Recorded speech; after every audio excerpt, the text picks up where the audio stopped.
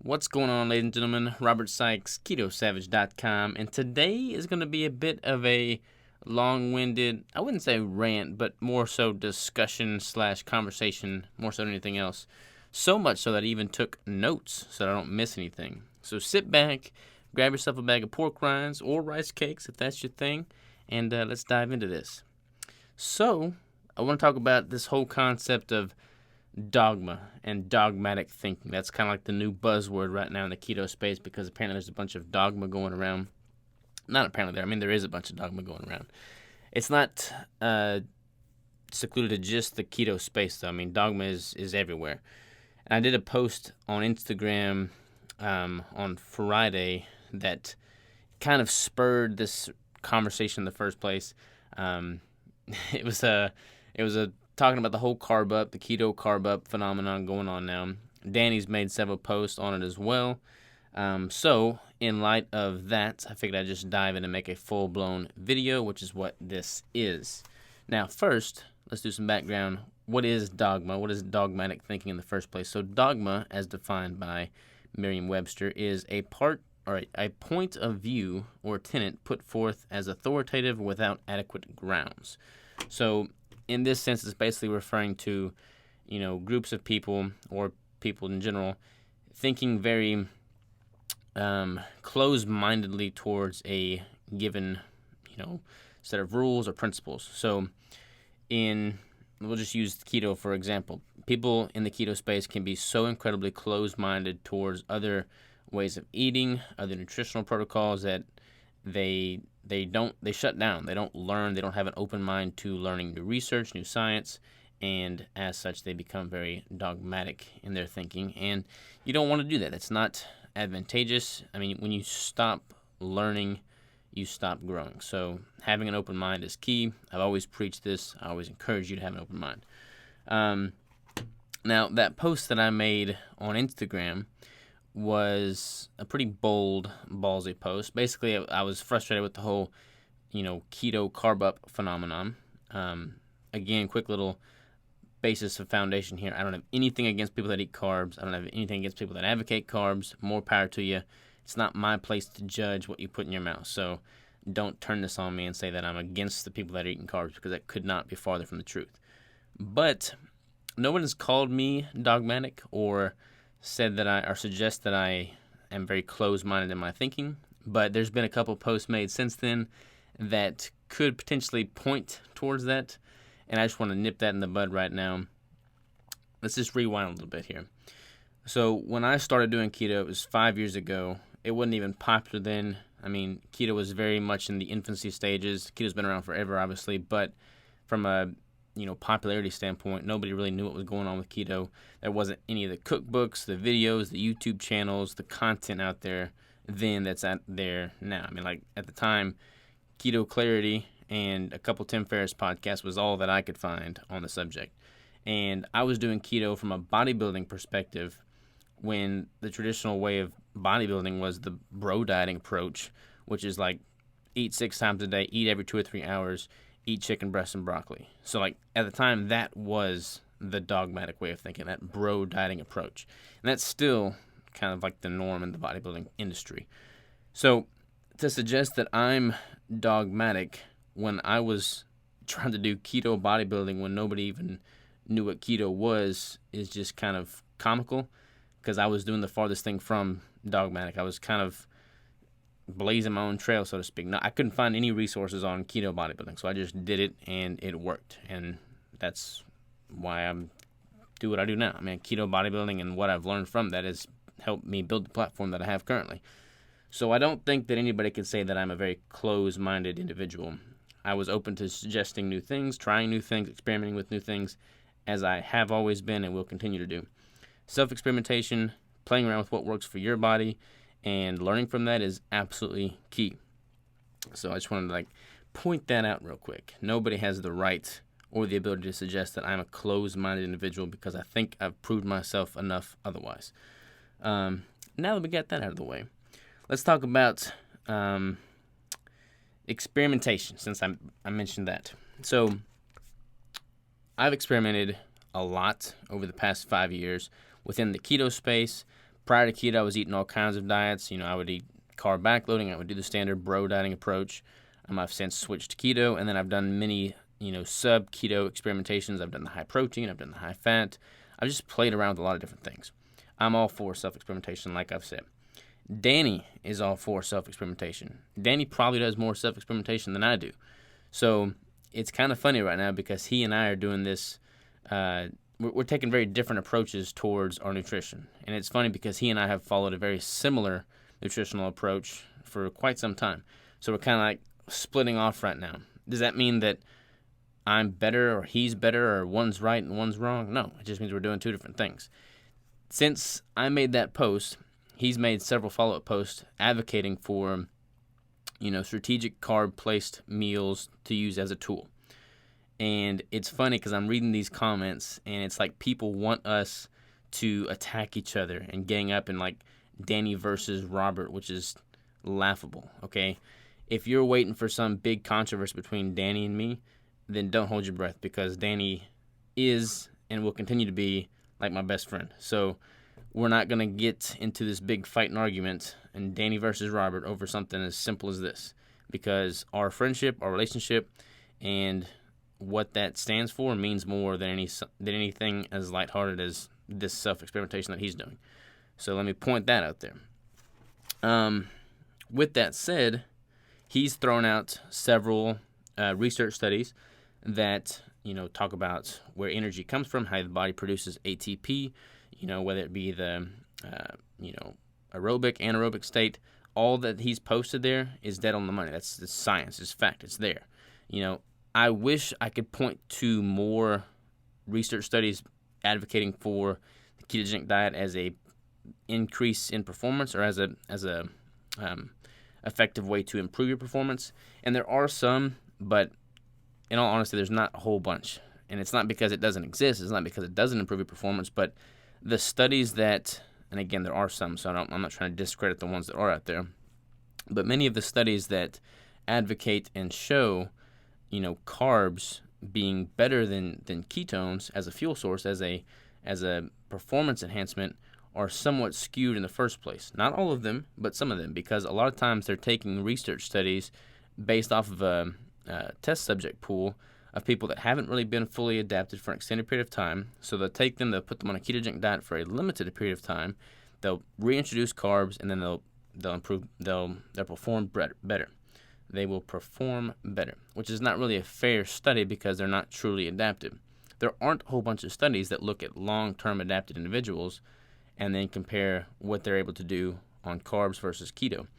Honestly, I don't know if there ever will be because finding an applicant pool that's been strict keto for extended periods of time, truly extended periods of time, is going to be near impossible because nobody's going to subject themselves to studies that last, 6 months, a year, multiple years. I mean, I've been keto for 5 years now, but you're going to have a hard time finding people that are willing to do a study that requires 5 years of dieting, or as I like to say, lifestyle, but who knows?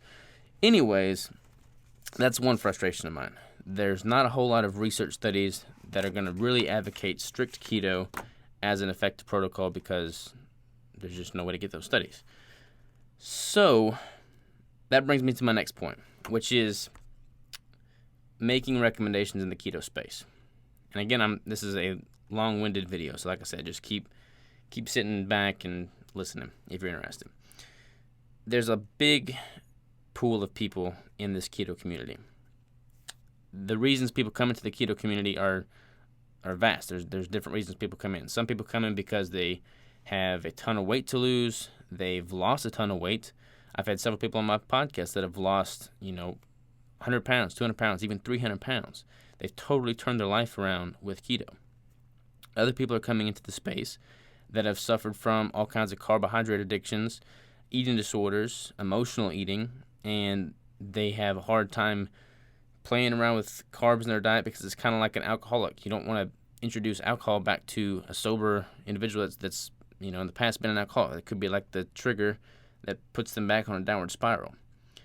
There are people that come into the keto space looking for improvements in performance. There's people that come into the keto space that are looking for just lifestyle improvements. They don't want to have to eat every 2.5 hours. There's all these different groups of people that are in this space. So You can't really make recommendations that are going to fit everybody's lifestyle, everybody's needs. There is a group of people that are like really high-end advanced athletes, Danny, myself, Whitrock, Goody Beats. There's a whole bunch of athletes out there that train very hard, that have metabolic flexibility. Zach Bitter, he's one. He's like the freaking man when it comes to endurance running. What we can tolerate from a fuel standpoint is going to be different than what somebody that's been metabolically damaged for the past 30 years of their life can tolerate. So as a whole, when I look at the keto community and I'm trying to kind of gauge, how much of each subgroup is in that community, I feel like the high-end athletes are probably one of the smaller groups. I feel like the vast majority of the keto community is made up of people that have struggled with, eating disorders, carb addiction, and or have lost a bunch of weight and are trying to maintain that weight loss through ketogenic dieting, ketogenic lifestyle. So for that group, I feel like the worst thing you could recommend is introducing a bunch of carbs back into their diet, because that is like the stimulus, the trigger that put them on a very negative downward spiral in the first place. So I'm very protective of that group of people because they've found this lifestyle, this way of eating that removes that trigger, and they're able to connect with others in the space to kind of act like accountability partners. And I feel like it's unfair to them if a lot of people are recommending you got to have carbs to see an improvement, and they now become tempted or feel convinced that they have to reintroduce those things that could be bad for them to see the results they're wanting. So it's kind of, I don't want to muddy the water there. I don't like seeing the large group of keto individuals that the last thing they need is carbs to be sold carbs to. That's not a good thing. Now, I don't think that a lot of these people that are advocating for carbs are trying to do that. They're only talking about themselves. Like Danny's not recommending a bunch of people that have carb addictions take a bunch of carbs, so I'm not suggesting that he is. I'm just saying that people need to be careful of how they address things and how they represent things when they're giving advice, especially nutritional advice within this space, because this space is made up of a very variety of people, and the recommendations are not going to be the same for all people. So that's something I would like to caution people against. On that note, a lot of people that are in this space and they're looking for hope, they're looking for hope. They want to maintain this lifestyle that they know and they've learned works well for them. They want to see that there's room for improvement. They don't want to feel like they can't improve upon their current state. So my mission from the beginning is to live a ketogenic lifestyle, be very strict in doing so, and showcase to people that, hey, you can do this long-term, sustainably, and not have to suffer a decrease in your performance. In fact, I would argue you could see an increase in your performance. I believe I've shown that you can sustain this long-term, you can maintain it without any adverse effects, and you can see an improvement in performance of what you could on a standard carbohydrate-based approach. That's all I'm trying to say. I'm trying to be a light to people that want to maintain this lifestyle and want to do so from a strict ketogenic perspective. Again, that doesn't mean that I'm, bashing people that have carbs. Not at all. I'm just saying that for those people that don't want to have carbs, that doesn't mean you have to see your performance suffer. That doesn't mean you can't sustain this long term. You can, and it can do very well for you. That's all I've trying to represent and illustrate. That's all I've been trying to represent from the beginning. So my frustration right now lies in the fact that when I was doing my prep in 2017, when I did my ketogenic bodybuilding prep back in 2017, I was doing something that wasn't widely accepted. People looked down on me for it. They bashed me for it. They said it wouldn't work, and it worked. I proved them it worked. I got my pro card. I beat the naysayers. Like on stage, I brought a better package to the stage than they did, and I showcased that you can do this strictly ketogenic, and it worked really well for you. So in my mind, in 2017, I proved something, and it was like settled. It was done. Bam, this is a possible alternative for what's currently out there. Since then, I've helped build the keto community into what it is now. It's not all been me by any means. There's been a whole bunch of people, awesome influencers, awesome movers and shakers in the space, awesome people that have helped build this into a great, flourishing community that I'm very proud to be a part of. My frustration lies in the fact that I feel like I'm having to fight the same battle that I did in 2017. Like, people are now questioning whether you can build muscle on keto. They're questioning whether you can sustain this long term. They're questioning if their performance is going to see a dip if they sustain a ketogenic diet long term. So it's like I'm having to fight the same battle that I fought in 2017, except this time I'm not fighting against people that have always been carb-based. I'm fighting against people that I've helped build up in the keto community. So it's just frustrating, to say the least, but that doesn't mean I'm not going to fight the war, Like, it doesn't even have to be a war. Like, I don't like seeing separation in the keto space. That's what's sad. I don't like seeing all this civil war pop up amongst the people that I love and admire. Like, we're all a family here. I have a very strict opinion. I have a very, I'm putting my flag in the ground saying, look, I'm going to keep doing what I'm doing. It's going to work. And if you don't believe me, just sit back and watch. But that doesn't mean we have to all, argue with each other. That doesn't mean we have to fight about it. So, and it's frustrating to say the least, but it's something that I'm passionate about, and I'm not going to stray from, because this community, this group of people, you mean a lot to me. Which brings me to my theory, what it is that I'm advocating long term. Any success that I've ever seen in life, whether it be in business, whether it be in my relationship with Crystal, whether it be in my health and nutritional protocol, my bodybuilding endeavors, has been the result of long-term, tried and true, back to basics discipline. All right, not some quick fix, not some magical pill, not some supplement, not some fancy training style, not from any of that stuff. It's just been from putting my head down, putting my blinders on, putting in the work. So my theory is that if you maintain strict keto long term, your body adapts more and more and more. Like, my level of adaptation now, having been strict keto for 5 years, is significantly better than it was after 6 months. All right? It keeps getting better. So much so that I believe it outweighs any potential benefit that could come from the carb ups and the cyclical keto and the targeted keto. Not that isn't good for other people. Like, I'm not saying that at all. I'm just saying it's not for me. Okay, that's all I've ever said. And I know there's other people out there that can relate with where I'm coming from. It resonates with them. So I want to be a light to those people. I want to show that you can be strict keto for a lifetime, maintain that, not see any dip in performance, and improve better, and see your performance improve better than what it could have been had you not done that. That's all I'm trying to say. That's all I'm going to try to say. That's all there is to it. That's my theory. That's what I'm sticking to. So, this has been a long-winded, not rant, but just conversation. Felt like the need to get it out there. Let me know what you think in the comments below. Again, know that my main motivation behind this video and my YouTube channel, my brand, my everything, is to advocate that you can do great things. You're capable of great things. Play the long game. Be disciplined. I'm not dogmatic. I'm disciplined. Greatness comes from discipline. Put in the work. Make the things happen.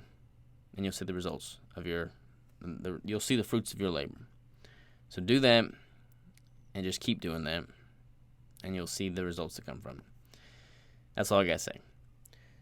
In other news, today is Sunday, so we're doing the Keto Brick launch and the Live Savage Apparel launch at noon Central. If you want to jump on that, by all means, feel free.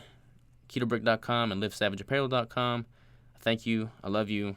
I'll talk to you soon. Adios.